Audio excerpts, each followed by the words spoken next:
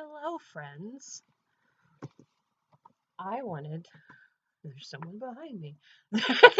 I wanted to reveal um, some exciting news. I had previously, with the theater company that I would be doing Much Ado About Nothing and being a wonderful Andrew sister, um, one of the days for which I was, doing measurements or whatever I was happened to be doing that day, they were auditioning for another play because this theater company is doing multiple plays at once.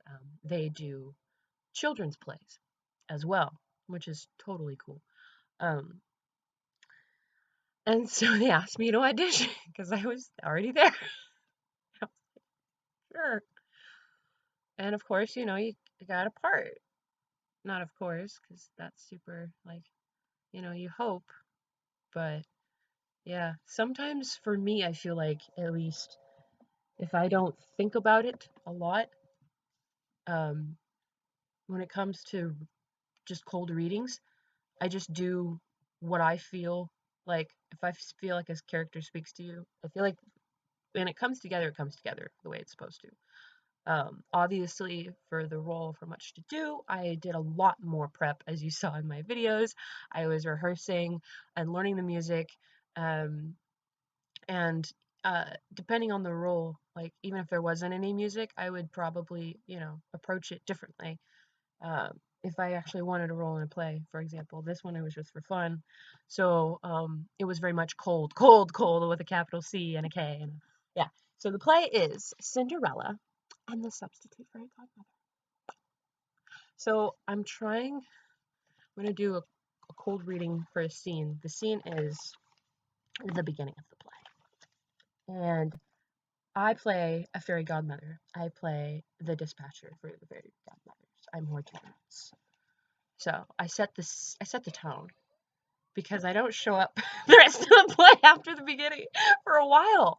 And she's kind of this the stereotypical like office person she's got stuff under control, but because it's kind of a fairy tale, it's kind of silly and she's a little eccentric at times. But she's definitely got like that teleservice person type of attitude, and so I'm just gonna try to play with the voice today.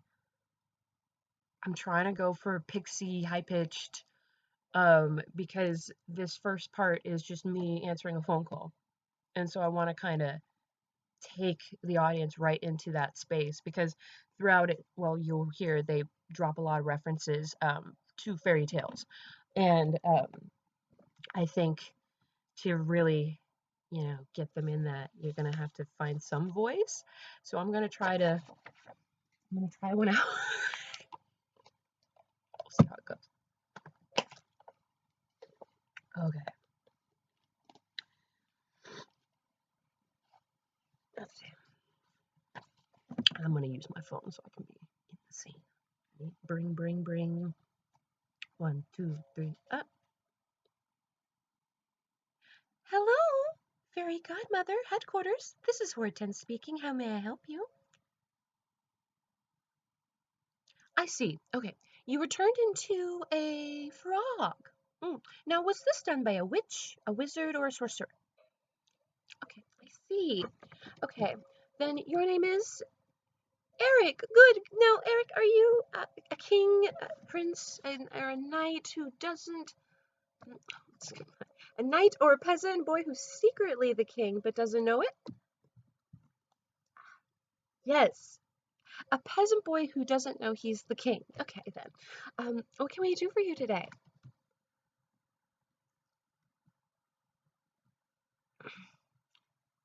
Send someone to turn you back into a person? Well, there isn't some beautiful princess nearby who can kiss you. See, we're really busy today, and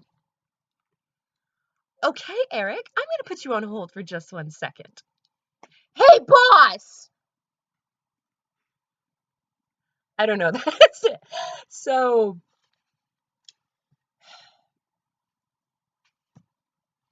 there's a lot of. I'm gonna show you this. There's a lot of pauses to account for because I've done this type of work before, and like an office person, you're answering phone calls and you have to be on the computer at the same time you're filling out documents. And this person is accounting for that with the pauses and the okay then and the see, I see. Um, I almost wish that I had a little headset right now so I could practice that.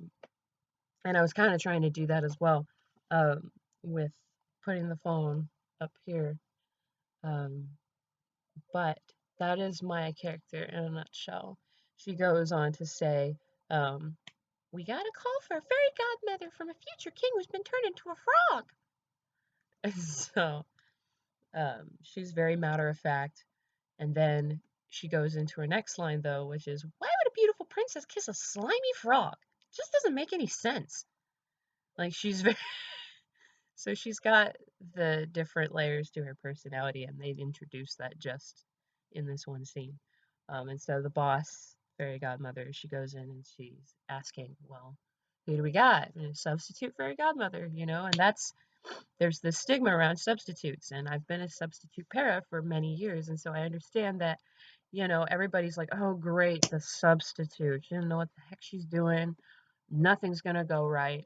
But in reality, this play talks about the idea that while the substitute doesn't do everything conventionally, the story not only ends up with a happy ending, but better than the original plan of what they were going to do, um, with their original fairy godmother who was set for the client, Cinderella. Um, and so I really liked this story. I thought that that was really cool for him, Ed Monk, to write that narrative about that feeling. And the cool thing about this fairy godmother, substitute fairy godmother, is she does what I think a lot of people wish they could do in these situations. She's just unapologetically herself throughout all of this. And it's not as to say, like, in that type of way. She's just eccentric, and not even in the way that Hortense is. She's just kind of all over the place, scatterbrained, right? The stereotypical eccentricity you might see from a substitute, right? They're ill prepared, so her stuff's flying everywhere in the scenes, and her hair's out of place, right? So nothing is going right. But despite all of these perceptions and how the audience is meant to perceive the substitute, as we do in our societies when we are met with a substitute teacher or we're met with the sub dentist, I don't know. And showing grace and what that can do for people, um, because you're not always going to get the character like the substitute fairy godmother who is just absolutely a powerhouse. Like, she just, oh, all right, well, I'm going to do it this way.